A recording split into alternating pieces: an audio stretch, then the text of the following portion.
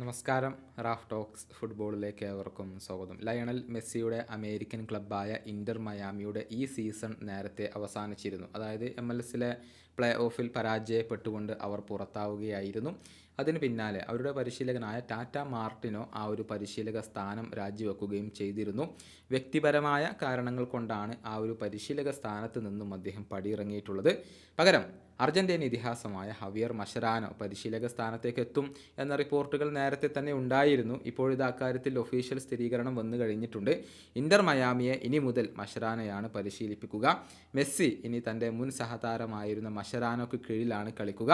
2027 വരെയുള്ള ഒരു കോൺട്രാക്റ്റിലാണ് അദ്ദേഹം ഇപ്പോൾ ഒപ്പുവെച്ചിട്ടുള്ളത്. ഇതുവരെ അർജന്റീനയുടെ അണ്ടർ 20 ടീമിൻ്റെ പരിശീലകനായിരുന്നു അദ്ദേഹം. അവിടെ വലിയ നേട്ടങ്ങളൊന്നും കരസ്ഥമാക്കാൻ അദ്ദേഹത്തിന് കഴിഞ്ഞിട്ടില്ല. ഏതായാലും പരിശീലക സ്ഥാനം ഏറ്റെടുത്തതിന് ശേഷം ചില കാര്യങ്ങൾ മഷരാനോ തന്നെ പറഞ്ഞിട്ടുണ്ട്. അത് നമുക്കൊന്ന് നോക്കാം. ഇന്റർ മയാമിയെ പോലെയുള്ള ഒരു ക്ലബിനെ പരിശീലിപ്പിക്കാനുള്ള അവസരം ലഭിക്കുക എന്നത് വലിയ ഒരു ബഹുമതിയും പ്രിവിലേജുമാണ്. ഒരു വലിയ ലക്ഷ്യങ്ങളുള്ള ക്ലബ്ബാണ് ഇത്. ക്ലബിനെ ഉയരങ്ങളിലേക്ക് എത്തിക്കാനും ആരാധകർക്ക് മറക്കാനാവാത്ത സന്ദർഭങ്ങൾ സമ്മാനിക്കാനുമായി ഞാൻ എല്ലാവരുമായും ഒരുമിച്ച് നിന്ന് ചേർന്നുകൊണ്ട് പ്രവർത്തിക്കും.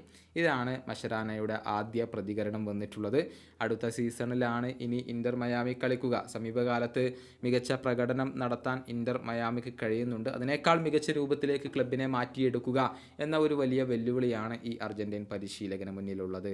ഈ വീഡിയോയുടെ അവസാനിപ്പിക്കുന്നു. ഫുട്ബോൾ ലോകത്തെ കൂടുതൽ വിശേഷങ്ങളുമായി റാഫ് ടോക്സ് കൊണ്ടുമെത്താം.